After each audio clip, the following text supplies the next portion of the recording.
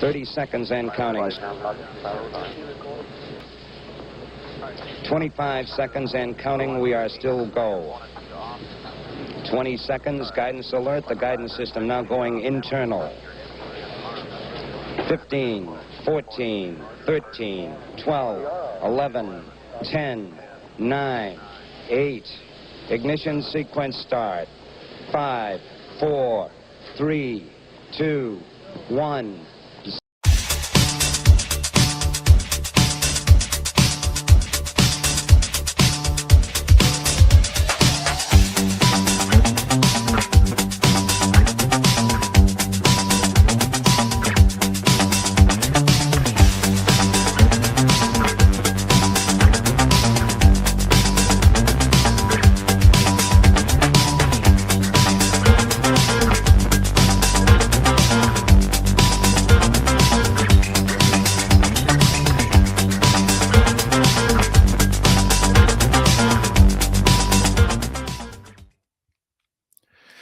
Good evening, or actually very early morning to my viewers in Africa and Europe, and good evening to my viewers in the Western Hemisphere. Good morning to my viewers in the Pacific Rim. Welcome to a special episode of The Angry Astronaut. We will be covering the Vulcan Centaur launch, the USSF-106 mission.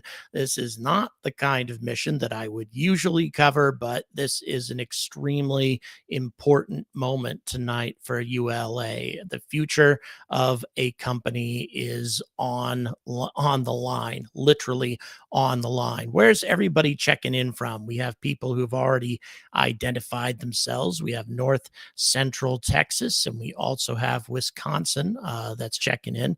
I suspect that most of my viewers are going to be from the United States and Canada areas, perhaps folks from Australia and New Zealand, a larger group from there because of the time that we're doing it. I can't imagine that we have too many Europeans who have decided to stay up at this time in the morning to watch this launch, but some people maybe. We got Cheyenne, Wyoming, a place I used to go to a lot as a kid, Wild West, Utah.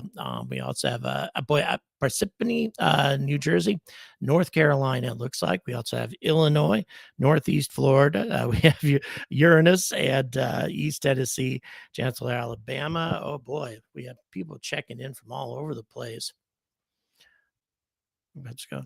We got Pittsburgh, SPI, Texas, Arizona. We have East Tennessee, Chancellor, Alabama, West Virginia, Pennsylvania, Nottinghamshire. So we do have somebody in the UK, Canada, Germany. Hello. Thank you for staying up to this ungodly hour in the morning. We have South Florida, Vermont, Oregon, and Dublin. Hello, Dublin. Let's see, South Africa, Malloy Island, Western Australia. And I'll be in Australia here in less than a month. Hello, Alberta, San Diego, Scotland.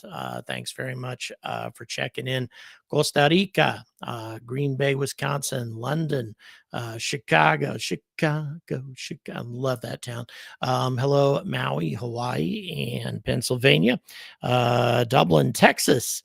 We also have Maine, I guess Bangor, Maine, Fayetteville, Tennessee. Boy, all over the place, people checking in, and we have an unusually large crowd, 163 people watching currently. Again, this is an unusual crowd for a ULA launch, but again, and another 102 people watching on the short side. On the vertical side, a lot of younger people watching over there. Usually those are the folks who watch from the shorts side of YouTube. So welcome all of you folks. And yeah, big moment. Let me kind of explain. It's going to take a little while before ULA goes live. They're not scheduled to go live for another 30 minutes or so, and explain how we got here. The Vulcan Centaur was a rocket that began its development almost 10 years ago. There was a time when observers were impressed at how fast the Vulcan Centaur was developed assuming, of course, that it would actually have launched in 2020 or 2019, 2020 or so, as it was originally intended to do. But that is not the case. That's obviously not what happened. One delay after another confronted this rocket, and that was it put ULA in a very, very difficult position because they retired every other rocket that they had, the Atlas V and the Delta IV Heavy, the Delta family of rockets, all of these rockets being incredibly successful over the years, and they retired all of them. They pretty much put all their eggs into one basket with the Vulcan Centaur. The Vulcan, the one that is launching tonight, in many ways is just an upgraded Atlas V on some levels, but on other levels, it has lots of pretty impressive improvements, but no reusability yet built into it. But we'll get to the reusability part of Vulcan here in just a few minutes. But a lot of the improvements that we got from Vulcan Centaur came from a number of different sources. First of all, it is has primary propulsion from the BE4 engine, which is manufactured by Blue Origin. Prior to this, ULA relied on the Russians and the Ukrainians for their engines, which ran off of liquid oxygen and RP1. And now this is a huge, huge transition to an all-American engine, and this was because Congress required that they do this. Oh, John, thank you so much, John Morgan, for the tenor. Really, really appreciate that. Yep, we have a static fire coming from ship 37. Another static fire, by the way. That was unexpected. SpaceX, they're having their issues too, to be honest, at least as far as Starship is concerned. As far as Falcon 9 is concerned, they seem to be right back to perfection with that rocket. They had some problems with it a while ago, but it's been doing really, really well since then. So you've got the BE4, which runs off of, it's very similar on many levels to the Raptor, at least from a philosophical standpoint, but it runs off of liquid natural gas as opposed to methane. A little bit of difference in terms of the composition of the fuel, but very, very similar. Staged propulsion, that sort of thing. So in many ways, it's a direct competition for the Raptor. Not as powerful theoretically as the latest versions of Raptor, like Raptor 3. But once again, it's hard to say exactly how powerful Raptor really is until it starts really taking payloads into space. Whereas the BE4 engine actually has delivered payloads into space. Well, one payload, and that was the Astrobotic lander, which failed shortly after being deployed, but it was deployed successfully on a trajectory heading to the moon.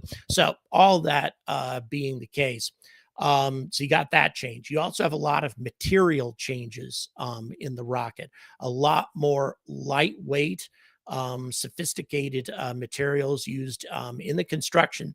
So Vulcan Centaur, in spite of the fact that it's bigger than Atlas V in terms of the size of its fairing, its 5-meter fairing, the weight of the rocket is substantially less than Atlas V because of these new materials, therefore allowing it, theoretically anyway, to carry bigger payloads than Atlas V ever could.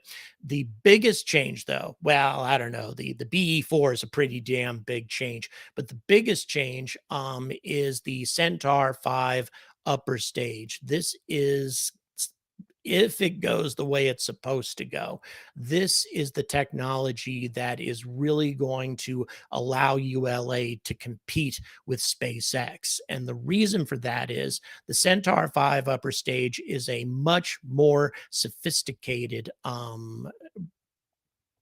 section of the rocket than the old Centaur 3 was. It can operate for a much longer period of time. It has more engines, more thrust, and it has a reusability factor built into it. And it can also be refueled. So the idea behind Centaur 5 ultimately is to use it as sort of a space tug. You use it to deploy payloads, and then you can redeploy Centaur 5 to a low Earth orbit position, or you can refuel it and use it for something else. So that's one part of Vulcan's long-term reusability. And at least in theory, Centaur 5 has that capability right now. What we're going to see from Centaur 5 in terms of its improved capabilities tonight, assuming that the launch actually goes as planned, is Centaur 5 will head to a solar orbit, a disposal orbit orbiting the sun rather than something orbiting the Earth. This is something that ULA didn't do as much in the past. And again, this demonstrates Centaur 5's capability to carry out subsequent operations with the upper stage after it does its primary job. Now, all it's doing is just disposing of the stage, but the positive thing is that it's not going to contribute to space junk. They're going to send this thing way out to where it's orbiting the sun, and yeah, theoretically it's junk out there, but it's junk orbiting the sun in an enormous region of space that will most probably never be a significant problem or a hazard to space navigation in the future. So that is a big significant change. And then as far as reusability on the first stage is concerned, and I was impressed to see ULA talk about this tonight. The BE4 engines, one thing that they mentioned right off the bat is the liquid natural gas fuel leaves less soot in the engine, less crud in the engine. Therefore, it's easier to clean and easier to use again. That's something that they really emphasized. And even though they aren't going to be reusing these BE4s tonight, the ultimate objective is to jettison the engines once they have run out of fuel, and then they will use an inflatable heat shield for those engines to come back to Earth and splash down and float to where they can be recovered. And then those engines will be installed on another rocket and used again. Now, that's something that's probably not going to be tested until sometime next year, but nevertheless, that is what they have in mind. So their reusability strategy is different from SpaceX. And the reason they're doing it that way, the reason that they are reusing the engines and the Centaur 5 out in space instead of trying to bring everything back to Earth, is to bring a stage back to Earth requires that you have to leave some fuel in reserve in order to maneuver the rocket back, apply braking thrust, that sort of thing, in order to land it. And the more fuel you have to keep in reserve, the less payload you can carry up to space. So ULA's strategy was to just reuse the engines, burn every drop of fuel in the booster, increasing the payload, and still get the engines back. You don't get the whole stage back, but the engines are by far the most expensive part of the rocket, and so you still get those back, and it should reduce flight costs for Vulcan as time goes on. At least that's the theory. That's all the things that they have in mind. In practice, what has actually happened is it has taken forever for all of this to take shape. Vulcan has had starts and stops over and over again. Two significant anomalies in the last couple of years. One anomaly took place while I was there, while I was in Alabama, and they were doing a pressure test on a test article for the Centaur 5, not the actual Centaur 5 that they were going to send to space, but rather a test article, and it blew up. It blew up right in the on the test stand in Alabama. So that's something that delayed the first flight of the rocket considerably. And then, of course, something that happened more recently is one of the solid rocket boosters had an anomaly that blew off one of the nozzles. However, the rocket still managed to make it up to the correct orbit and delivered its dummy payload. It was the second flight of the rocket that didn't have a real payload on it, but if it did have a real payload, it would have made it. So in spite of the problems that it faced, it was still a successful flight. So successful, actually, that the FAA did not require a mishap investigation. Although, even though they didn't require that, the military definitely required that a lot of work be done on these solid rocket boosters, which, by the way, are not manufactured by ULA. They're manufactured by Northrop Grumman. They had to do a lot of testing on these things to try to make sure that that problem would not reoccur. But again, all this stuff is far from guaranteed here.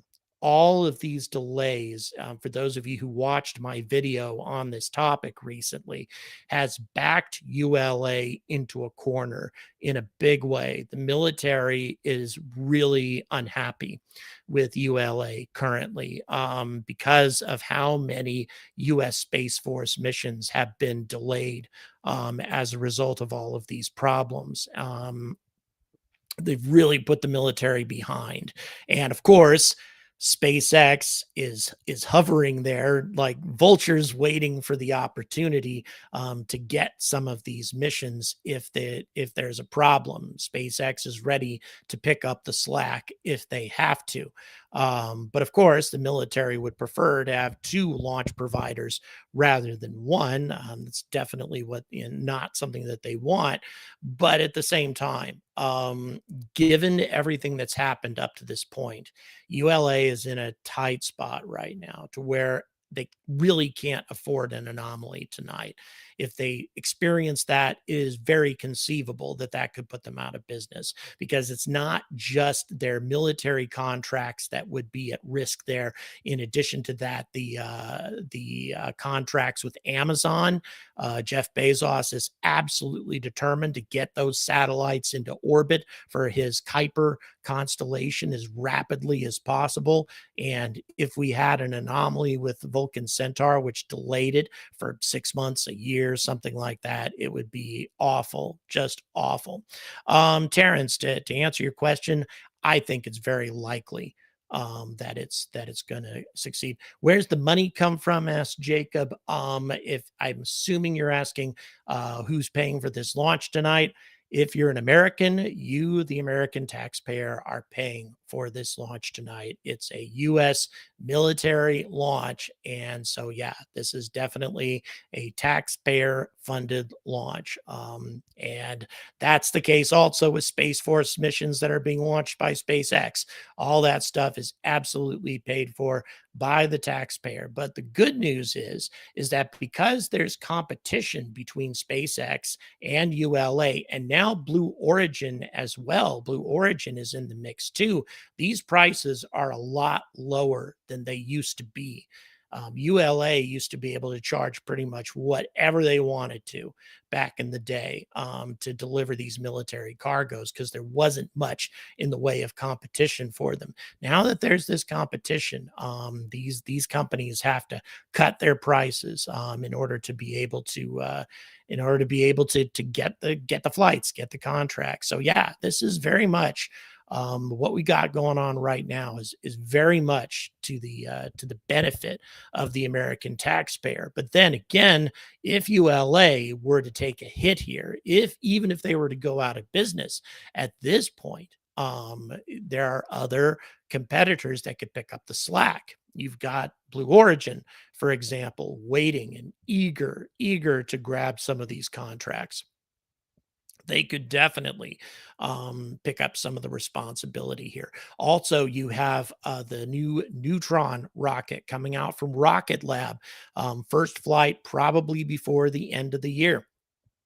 Neutron can definitely deliver at least some of the payloads, some of the military U.S. Space Force payloads. So this field is getting crowded. The competition is getting ratcheted up big time.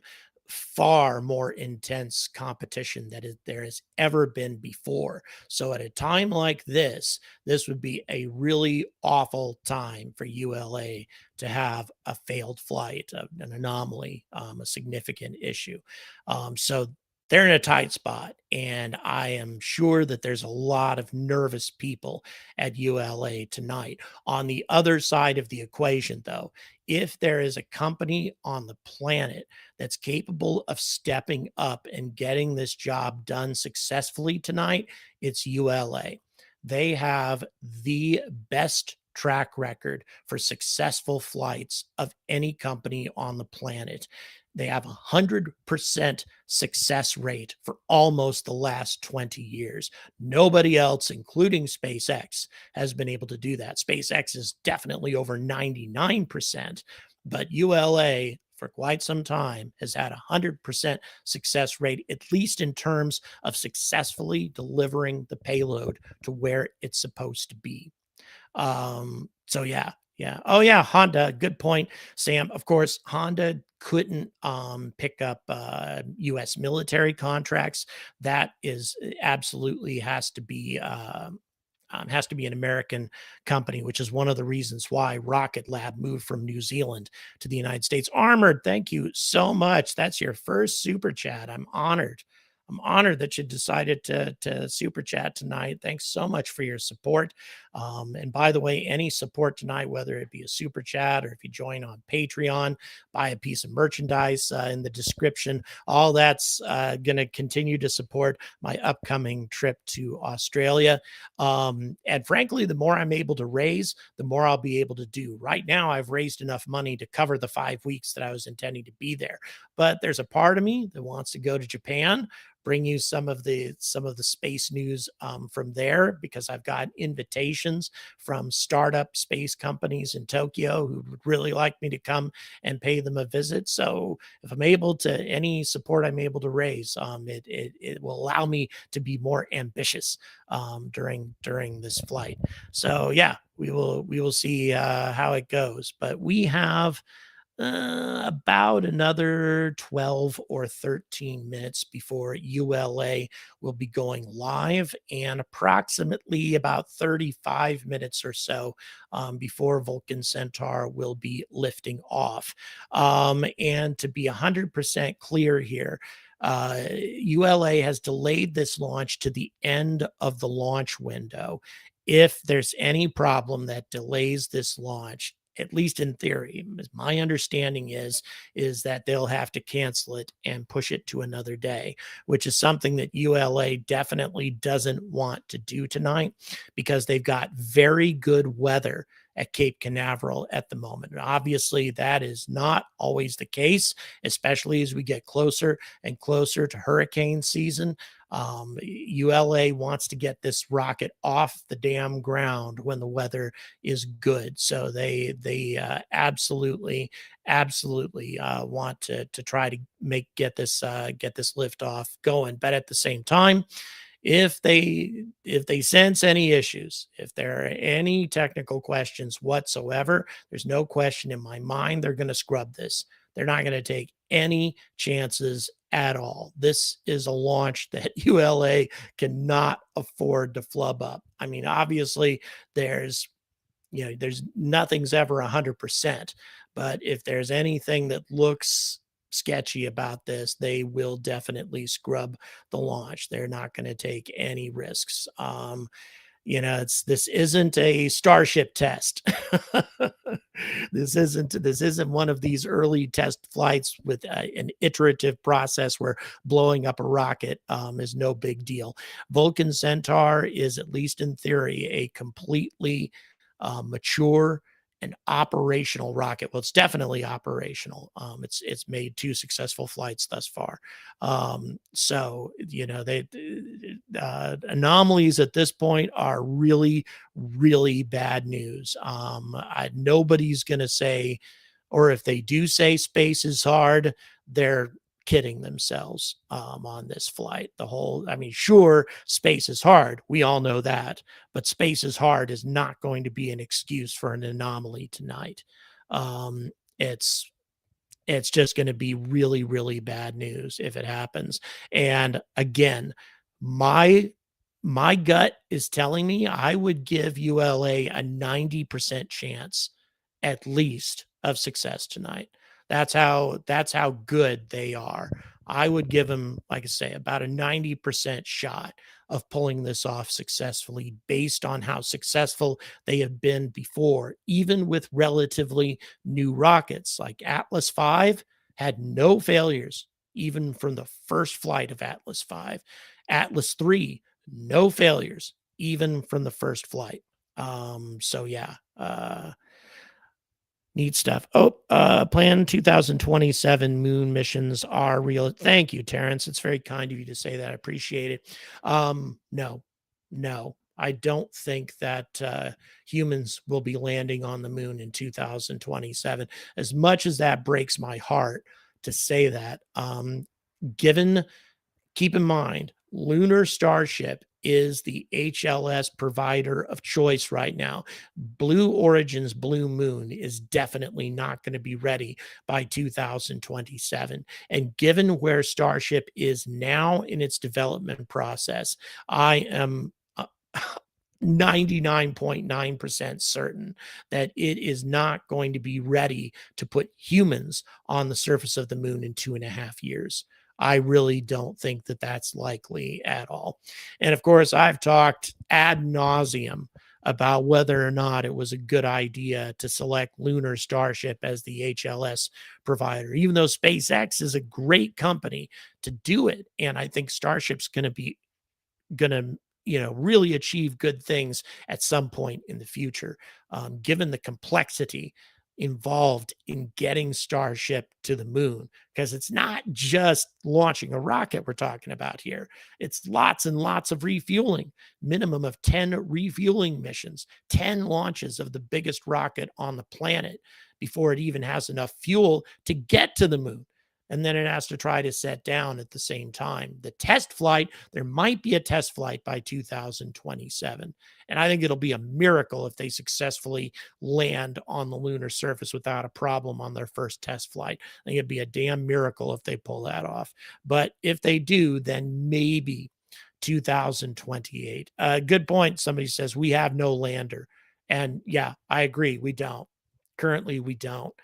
The lander that is more realistic, the lander that will be simpler to deploy, is Blue Moon. That's a simpler design. But of course, the best selection, and I've said it over and over and over again, but some of the new viewers may not be aware of this. There was another lunar lander called Alpaca. It was still reusable. It was a reusable lander, but it was close to the ground, had a wide landing gear setup. It could only carry a maximum of 4 astronauts, a few tons worth of cargo. It was by far the smallest of the 3 selections. But if we're talking about a lander that can just take a couple of astronauts and a few tons of cargo down to the lunar surface, enough to set up a small base or something like that, Alpaca could have done it. And Alpaca completed its preliminary design review. It passed its preliminary design review in 2021, 4 years ago. Alpaca had already jumped that hurdle, whereas neither Blue Moon nor Lunar Starship have even passed their preliminary design reviews, let alone critical design reviews at this point. So yeah, it just was not a good choice. But at the same time, Alpaca and Dynetics, we're talking about a company that was just an ordinary company versus the 2 companies run by the 2 richest men on the planet. Of course, they didn't have a chance because these 2 rich men were willing to invest billions of their own dollars to get the price tag down. That's as simple as that's why the decision happened. Dynetics didn't have billions of dollars to throw at it to get the price tag down, so they were much more expensive than Lunar Starship was, and also Blue Moon. But what are you going to do? That was the decision that they made. Gwen Shotwell says, sure, HLS will make its late 2026, 2027 lunar launch window. And Gwen, is a little bit more credible than well, a lot more credible than Elon. I don't see how the hell that they'd be able to pull that off.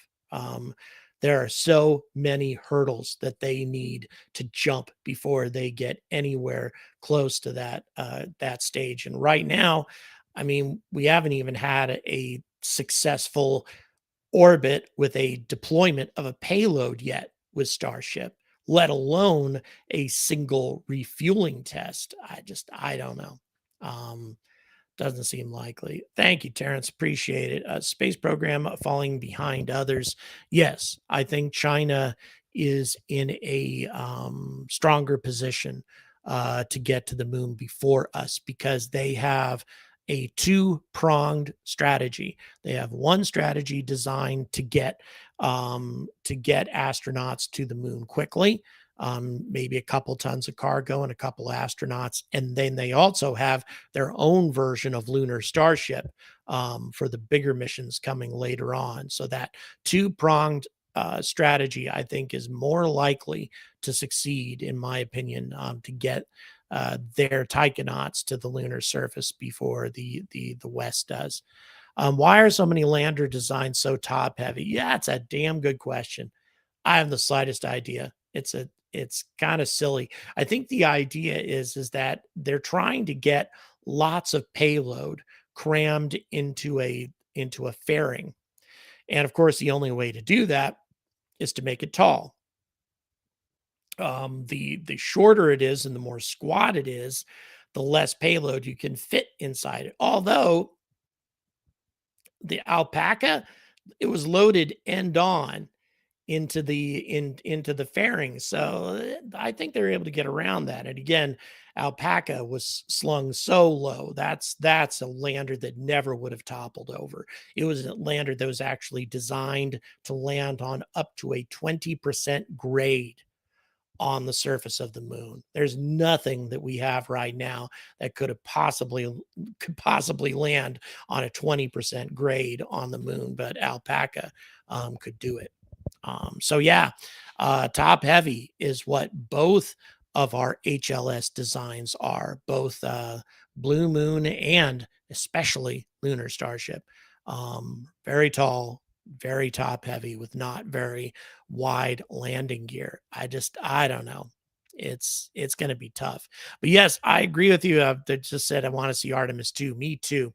Artemis 2 is going to be an amazing moment. And it's going to be a moment that will inspire us to keep going, to keep this going. So yeah, it'll be interesting.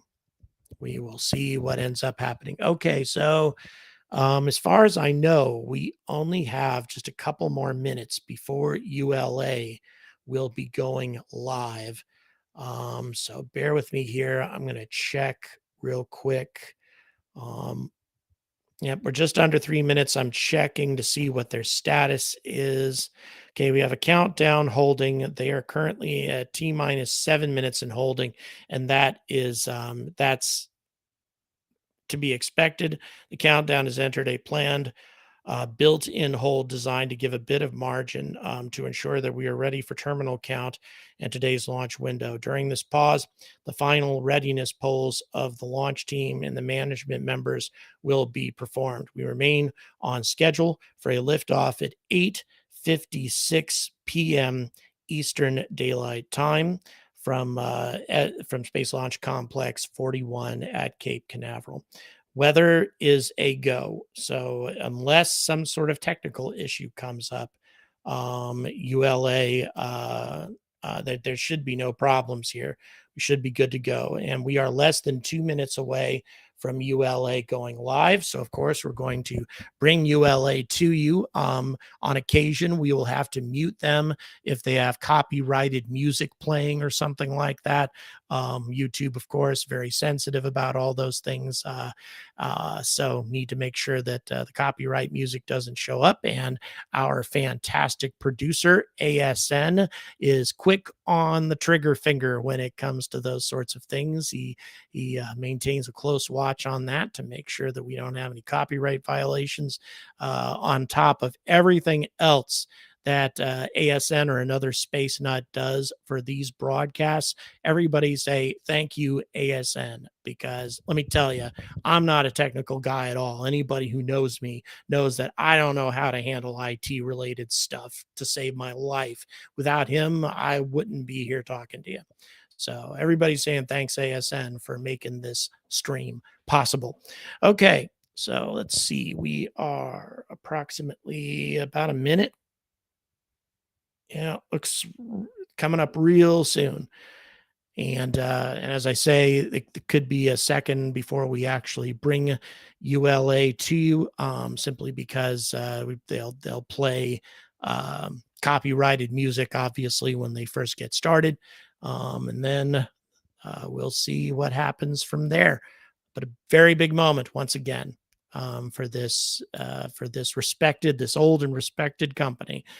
These folks that have launched so many critical missions, so many space missions, to Mars, to the outer planets, the Jovian worlds, to the sun. The Parker Solar Probe was launched by ULA. So many of these critical missions were handled by this company, but this is their most important launch to date, in my opinion, simply because of the fact that they can't afford to have a flub up here. This needs to go well. So fingers crossed, guys. And we'll see what ends up happening. All right, producer, just obviously give me a heads up when ULA comes online. They should be about ready to go now. Here we go. Yep. Are they live now, producer?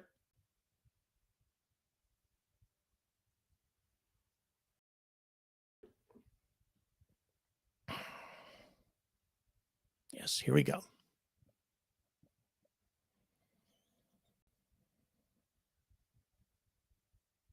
Spaceflight Operations Center here at Cape Canaveral Space Force Producer, can you Station put them in my ear, please? We also have team members on console at ULA headquarters in Denver, Colorado.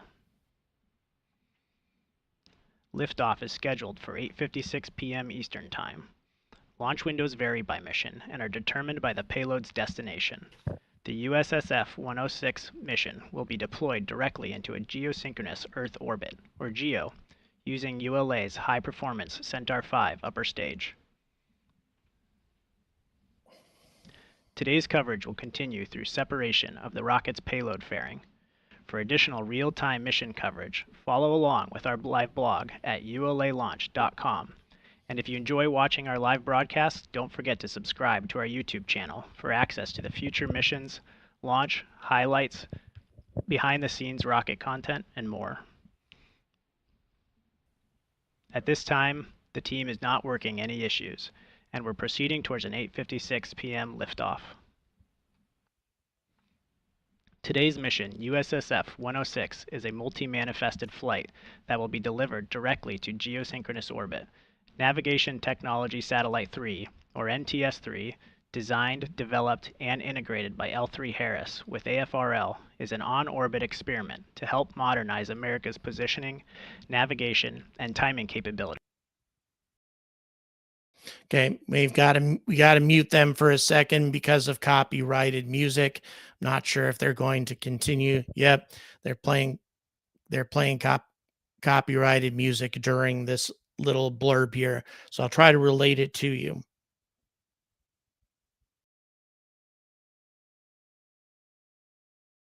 Okay, so they're describing the GPS nature of this satellite. It is an experimental satellite for the U.S. Space Force, once again, to aid with navigation, GPS-related navigation, for U.S. military concerns across the planet.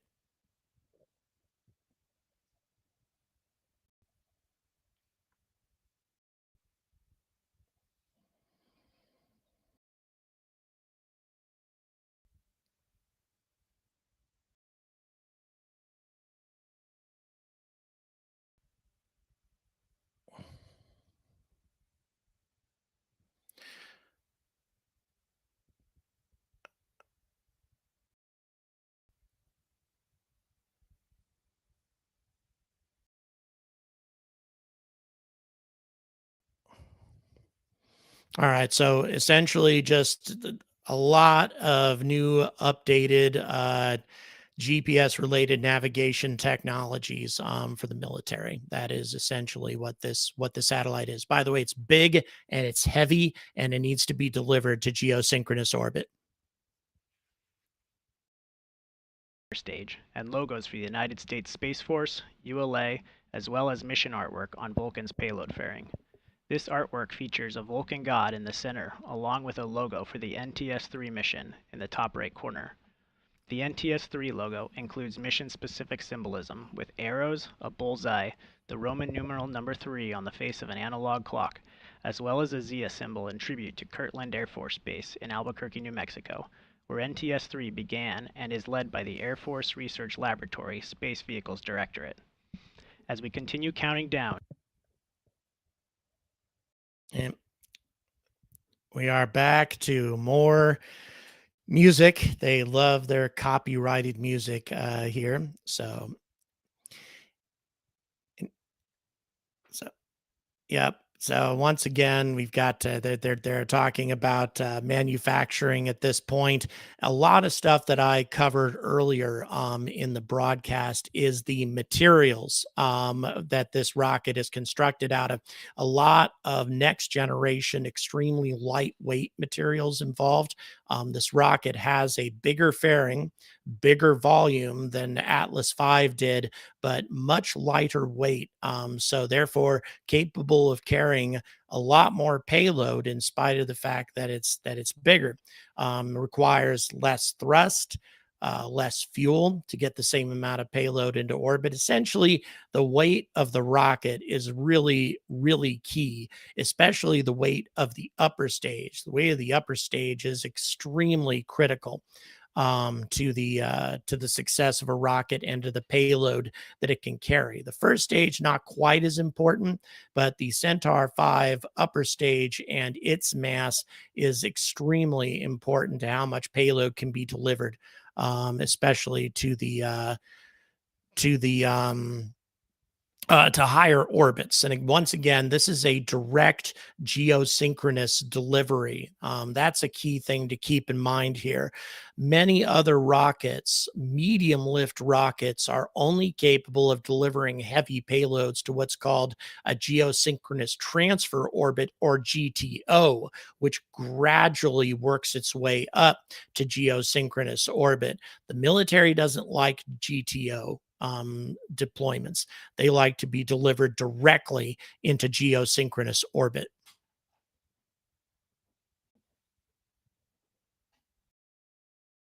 Tori Bruno. Welcome, Tori. Thanks, Chris. Good to see you. It's good to see you too.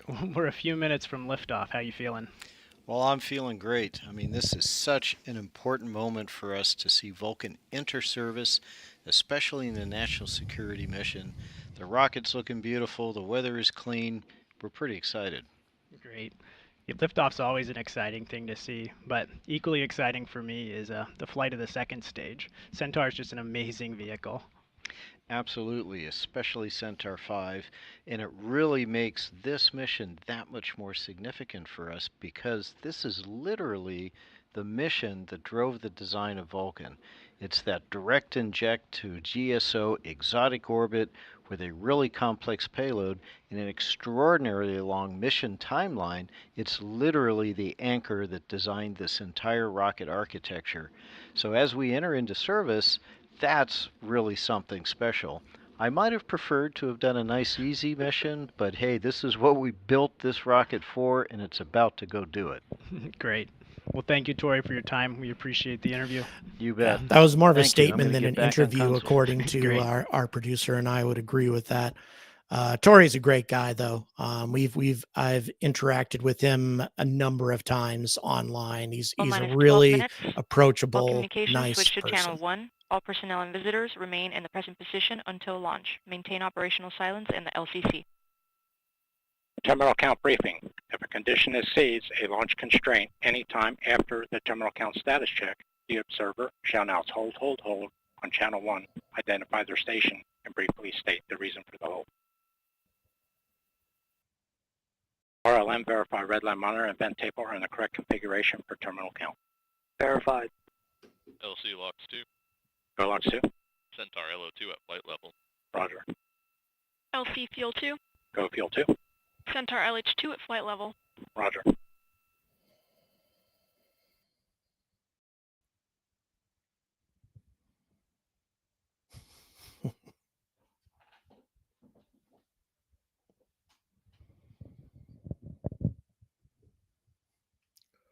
L minus 11 minutes. LC switch to ready position. All steps are complete prior to the status check. This is a huge crowd, by the way, folks. Really appreciate you joining us tonight for this very critical mission for ULA. We remain in the planned 7-minute hold as we continue towards liftoff. In a few moments, ULA launch conductor Scott Barney will pull the team for the final go for the countdown. The launch conductor coordinates the launch team during countdown, similar to a symphony conductor coordinating an orchestra. 30 engineers are pulled to confirm the rocket is ready to proceed. This is the final status check for all Vulcan vehicle systems, ground systems, the payload, the U.S. Space Force Eastern Range. Let's listen into Scott as he performs the poll. L minus 10 minutes.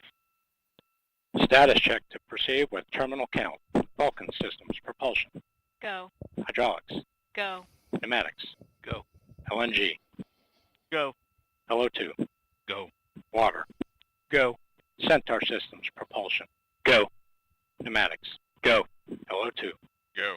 LH2, Go. house gas, Go. electrical systems airborne, Go. ground, Go. facility, Go. RFFTS, Go. flight control, Go. GCQ, Go. op support, go, comm, Go. umbilicals, Go. environmental control systems, Go. red line monitor, go, quality, Go. op safety manager, Go. ULA safety officer, Go. vehicle system engineer, Go. anomaly chief, Go. range and weather, Go. launch director, Clear to proceed. Go to launch, guys. Director. Here we go. This is the mission director. You have permission to launch. proceeding with the count. ALC, verify T0 is set for 0056 Zulu. Verified. ABE, issue Polling is MR. complete and the team is go for launch. From now until liftoff, you'll hear launch conductor Scott Barney and the team performing the final steps in the countdown procedure. Several critical activities occur in the final minutes before launch, including verifying fuel tank levels and pressures in the booster and Centaur, and arming the flight termination system. At T-minus 1 minute, the range operations commander confirms the range is green, in a green condition, for launch, assuring there is no nearby constraints like boats, planes, or weather, and that all tracking systems are operational. At T-minus 25 seconds, you'll hear Go Vulcan, Go Centaur, Go USSF-106. This is the final status check of the rocket and payload readiness. At T-minus 6 seconds, initiation of the launch pad water deluge system occurs. At T-minus 3 seconds, the main engines ignite. Then, after seeing Vulcan lift off, you'll hear flight commentator Daniel Brunson providing updates as the rocket ascends into space.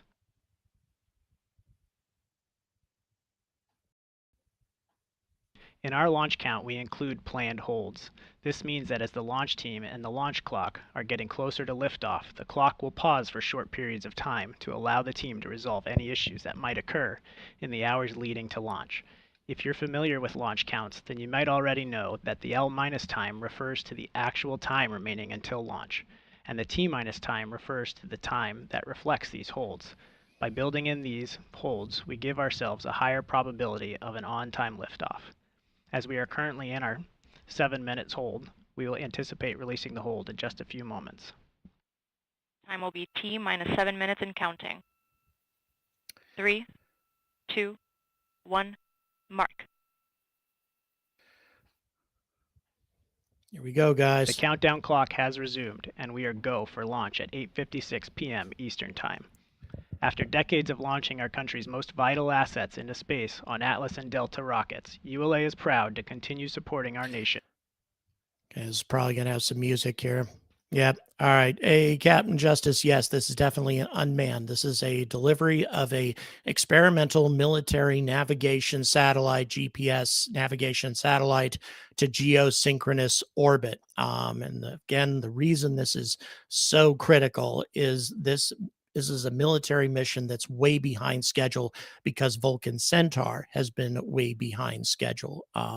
ULA is backed into a corner right now, whereby they absolutely need to have a success tonight. I mean, if they scrub the launch because of some sort of last second issue that they need to fix, that's, not a big deal.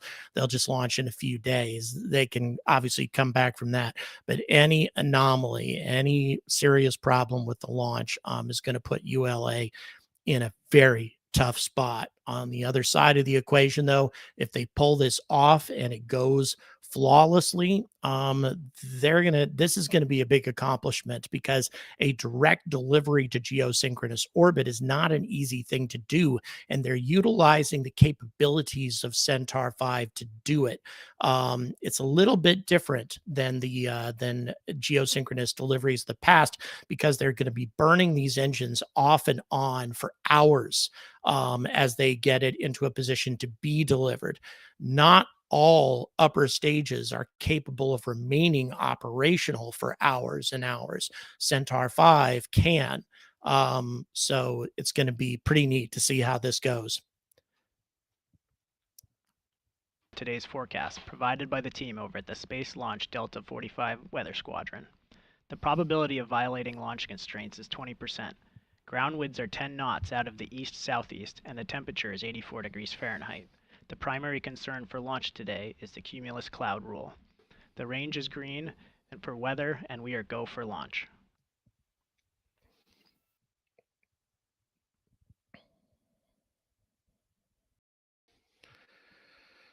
Following liftoff, ULA's Vulcan rocket will be flying an easterly heading.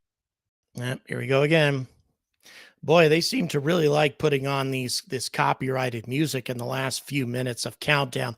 Also, guys, keep in mind that once this thing actually finishes the initial launch process, assuming everything goes smoothly with all that, don't expect to see anything exciting after that, any sort of perspectives from the rocket. ULA doesn't show a lot of those things anyway, but for a top secret military launch like this, we're not going to see much of anything. We're going to see it fly and some computer generated imagery for the most part. I would be shocked if there's any rocket perspective shots. I really don't think we're going to see much of that because of the top secret nature of the flight.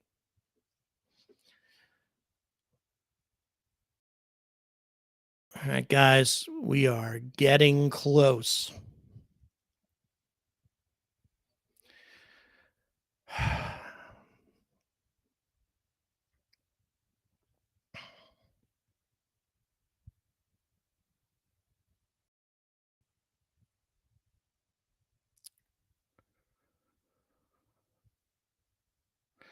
All right, folks. They're still continuing with their little, as you can see, little discussion of how it all works. They got 4 solid rocket boosters on this thing. It's not the maximum. They can carry up to 6 on Vulcan Centaur for extremely heavy payloads, but still, this is a big payload being delivered to an extremely high orbit. Captain, thank you so much. Really appreciate it. Yes, I'm going to be traveling all over Australia, all over. So I'll make sure people know ahead of time where I'll be going, and I'll be doing quite a number of meetups while I'm in Australia. Thank you so much for your support, Captain.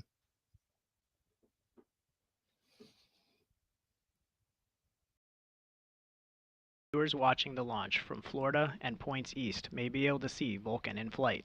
To get a closer look at this visibility map, check out @ULA Launch on social media. Roger.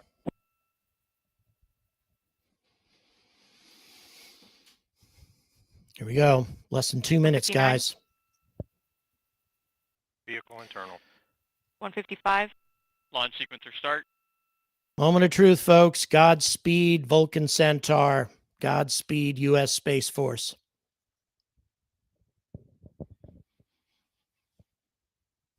140. Launch enable. Producer, feel free to 135. go full screen if you like. FTS armed. T-minus 90 seconds. The launch vehicle, ground systems, payload, and eastern range are go for launch. For those of you just tuning in, I'm Chris Veltri, joining you for today's live coverage of USSF-106 atop ULA's Vulcan rocket. At this time, the team is not working any issues, and we're proceeding towards liftoff at 8:56 p.m. Eastern Time.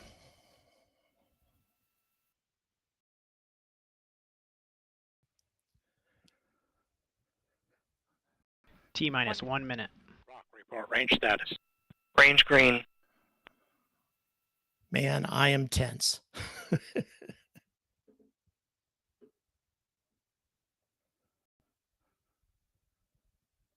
45. Vulcan tanks at step 3.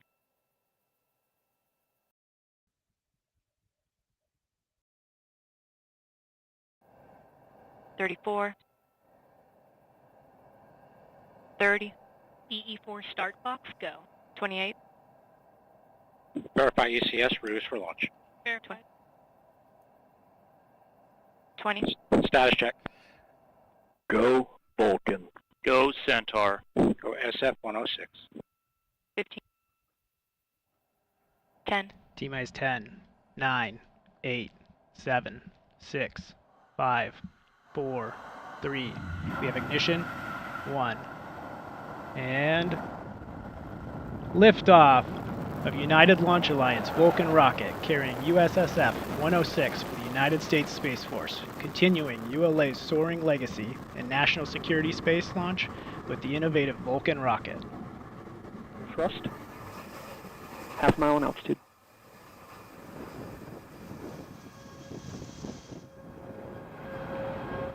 Completed our pitch and yaw program. Body rates turned to 0. P's gone to closed loop control. 2 BE4s, 4 solid rocket boosters burning. So far, looking good. And we've completed our roll program. Let's go, baby. Come on. Let's 3 go. miles in altitude, half mile downrange. We are And now Mach 1, Vulcan is supersonic. past maximum dynamic pressure.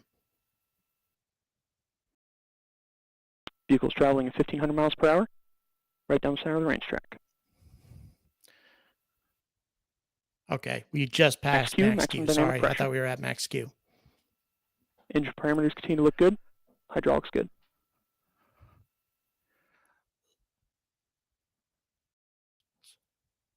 Five miles downrange. You are hearing Daniel Brunson It's providing looking good, launch vehicle guys. ascent Looking data. good so far. Obviously, a key moment is going to be at stage separation. Good indication of SRB Just burnout. a ways Preparing from for now. SRB jettison. But so far, the BE4s continue to burn BE4 seem nominally. to be holding up well. Solid rocket boosters doing their job. An indication of SRB Okay. separation.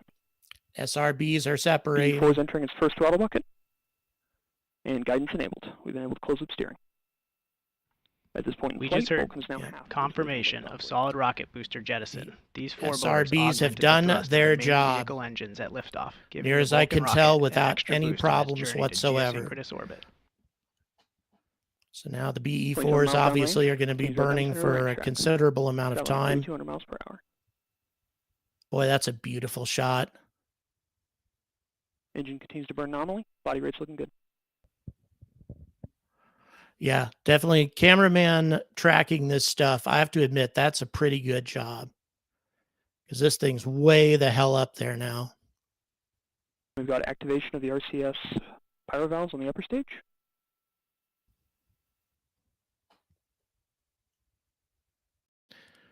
.34 miles in altitude, approaching 4,000 miles Okay, per hour. we have still not passed the Kármán line yet, just to be clear. But they're getting close. Body rates continue to look as expected. Of course, passing the Kármán line doesn't matter either, guys. This mission has a long ways to go. It's a long ways from where it is now to geosynchronous orbit. Passing 80 miles downrange, Vulcan continues right down the center of the range track. So far, it's looking beautiful.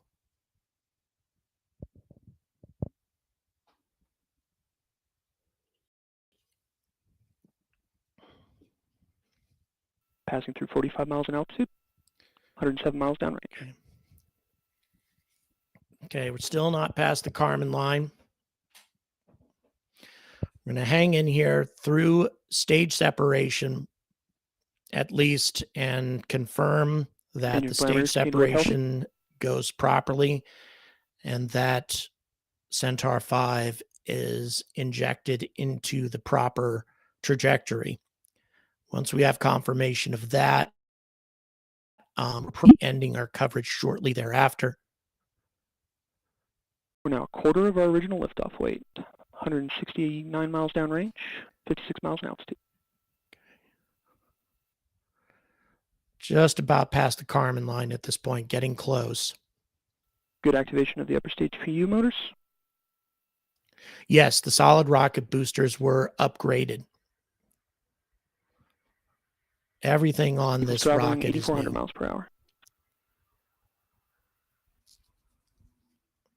This is Vulcan Mission Control at T plus 4 minutes and 30 seconds. We're about 30 seconds away from our next mission events, booster engine cutoff and booster separation.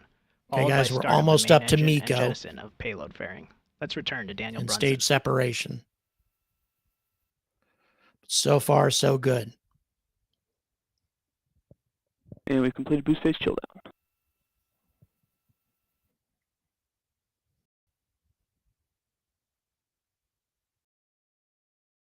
Prop on, Elsie. And good indication of shutdown. Okay. Good indication of Centaur separation. We got All pre-start right. on H2 and O2. It appears that the RL10 engines seem to be doing the job. Oh, wow, they're showing the stage separation. Oh, that's awesome. I didn't expect to see that, actually. Rodney, thank you so much for your support. Really appreciate it. Thank you. Open loop control. Body weight stage separation complete. Okay, guys. Still waiting to hear. This is Vulcan Mission Control at T plus 5 minutes and 45 seconds. We just heard flight commentator Daniel Brunson confirm the successful completion of the early milestones in today's flight, and all systems continue to operate nominally. As the mission continues, let's take a look at the important... Okay, are we going? All right. So once again, looks like we have more coverage with music. Once again, I have to admit, I'm want to make sure that there's nothing bizarre happening right now. I'm going to go ahead and check a couple other sources here real quick just to see where we are. All right, let's have a look here. 5 minutes, 30 seconds. Centaur 5's upper stage ignition is confirmed. Payload fairing jettison is also confirmed.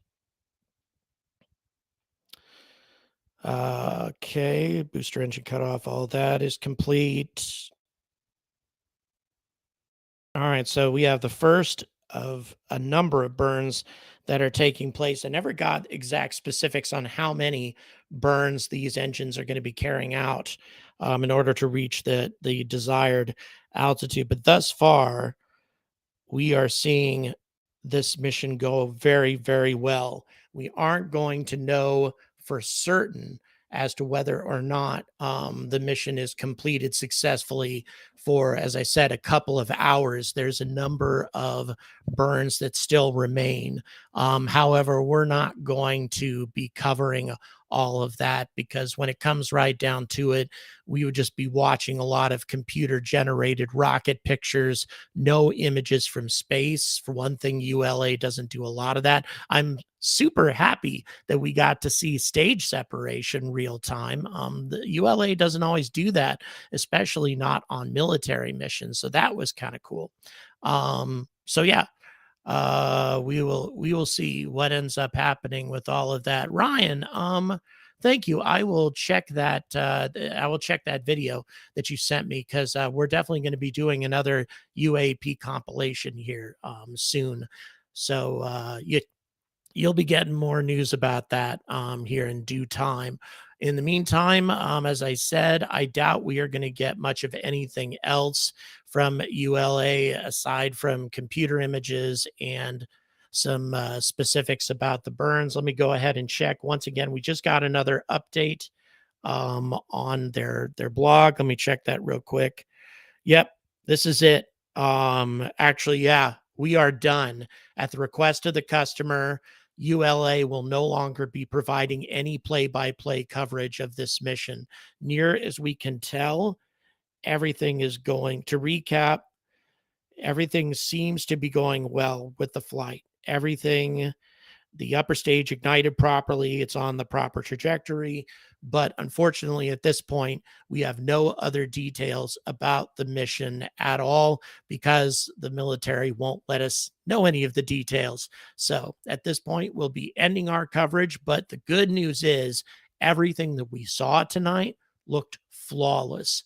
Just flawless. Again, the sort of stuff that we are expected to see, that we expect to see from ULA, guys. So couldn't be better news as far as that's concerned, but we still have a few hours to determine for certain as to whether or not the flight went well. So I will keep all of you guys up to date on all of the new developments with this mission. Thanks so much for joining us tonight. What a huge crowd we had. And until next time, stay angry about space.